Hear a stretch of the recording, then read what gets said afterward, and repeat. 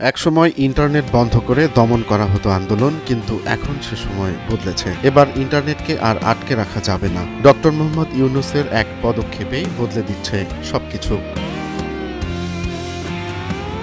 বাংলাদেশে পরীক্ষামূলকভাবে চালু হয়েছে স্টারলিংক স্যাটেলাইট ইন্টারনেট। এটা কেবল প্রযুক্তির অগ্রগতি নয়, বরং এটি ভবিষ্যতের সরকারকে স্বৈরাচারী হয়ে ওঠা থেকে বিরত রাখার এক বড় বাধা। স্টারলিংক এমন এক ব্যবস্থা যা কোনো রাষ্ট্রের নিয়ন্ত্রণাধীন নয়, সুতরাং সরকার চাইলে আর ইন্টারনেট বন্ধ করে জনগণকে চুপ করিয়ে রাখতে পারবে না।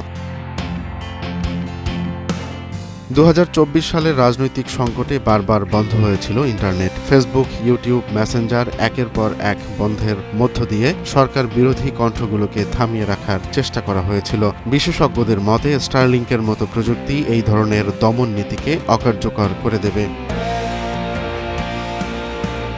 9 এপ্রিল ঢাকার ইন্টারকন্টিনেন্টালে বসে বাংলাদেশ ইনভেস্টমেন্ট সামিটে স্টারলিংকের সংযোগ দেখা যায় সরাসরি। 29 মার্চ বিনিয়োগ উন্নয়ন কর্তৃপক্ষের কাছ থেকে প্রাথমিক অনুমোদন পায় স্টারলিংক। এরপর থেকে বাংলাদেশে হয়েছে নতুন এক ইন্টারনেট যুগের সূচনা।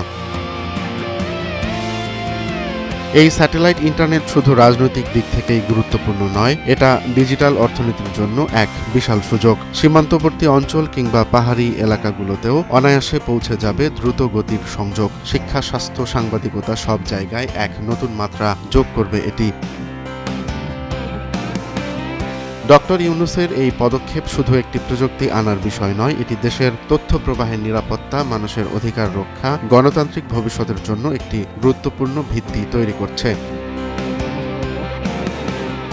তবে স্টারলিংকের পূর্ণ সম্ভাবনা পেতে দরকার হবে আরও কিছু কাজ। সাশ্রয়ী দামে টার্মিনাল সরবরাহ, নীতিমালার পুনর্বিন্যাস এবং প্রযুক্তি সম্পর্কে মানুষের মধ্যে সচেতনতা তৈরি হবে ভবিষ্যতের চাবিকাঠি।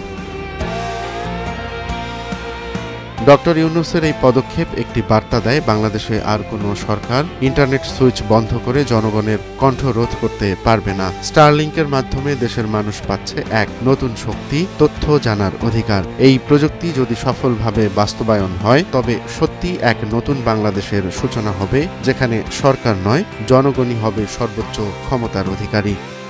রোমান্স তালুকদার, নয়া দিগন্ত।